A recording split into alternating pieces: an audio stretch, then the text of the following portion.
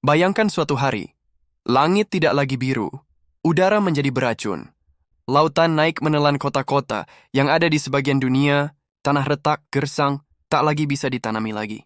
Bumi perlahan berubah menjadi tempat yang tak bisa lagi dihuni. Bisakah kita benar-benar pindah ke planet lain? Bukan sekadar film, tapi sungguh-sungguh membangun kehidupan baru di luar sana.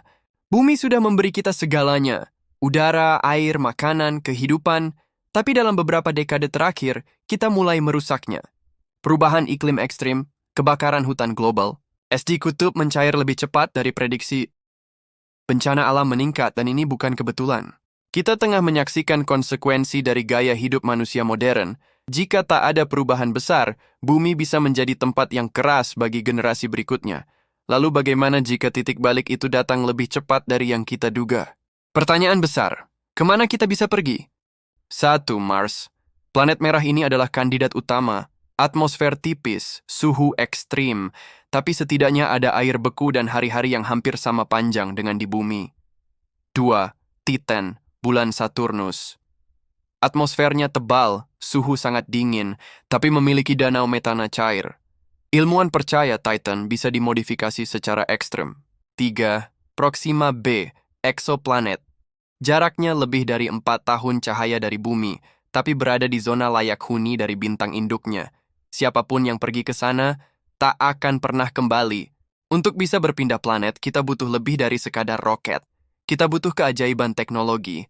Transportasi antar planet, SpaceX, Blue Origin dan lainnya sedang mengembangkan sistem roket ulang-alik generasi baru. Koloni mandiri, stasiun luar angkasa harus mampu menghasilkan air, udara, dan makanan sendiri. AI and Robotic, untuk membangun infrastruktur sebelum manusia datang. Penyimpanan DNA and data, agar spesies, budaya, dan ilmu pengetahuan manusia tetap bertahan. Tanpa ini semua, itu hanya mimpi belaka. Terraforming adalah proses mengubah atmosfer, suhu, dan kondisi permukaan planet lain agar menyerupai bumi. Contoh, Mars. Kita bisa melelehkan es di kutubnya untuk menciptakan lautan. Menumbuhkan tanaman penghasil oksigen, menambahkan gas rumah kaca agar suhu naik perlahan. Masalahnya proses ini butuh ratusan, bahkan ribuan tahun. Tapi jika dimulai dari sekarang, keturunan kita mungkin akan menuai hasilnya. Namun, tidak semua hal bisa direncanakan. Radiasi luar angkasa bisa merusak tubuh manusia.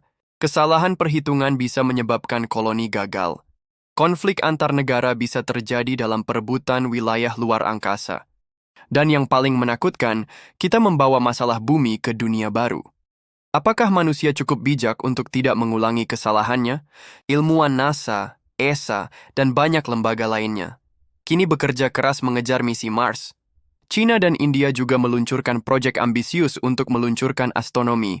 Mungkin bukan kita, tapi anak cucu kita yang pertama kali menjejakkan kaki di koloni antar bintang. Dan saat mereka menatap langit dan melihat titik biru kecil bernama bumi, tempat kakek dan neneknya tinggal, mereka tahu bahwa semuanya dimulai karena kita berani membayangkan dan mencobanya. Pertanyaannya sekarang adalah, kalau kita manusia bisa menciptakan dunia baru, apakah kita akan belajar dari kesalahan dan menjaga dunia yang kita tinggali sekarang, ataukah kita akan terus merusak dan akhirnya kehabisan tempat untuk lari? Kamu sendiri, Gada, bagaimana menurutmu? Apakah tinggal di planet lain adalah harapan atau awal dari bencana? Tulis pendapatmu di komentar. Jangan lupa like, subscribe, dan aktifkan lonceng notifikasi, karena perjalanan eksplorasi belum berakhir.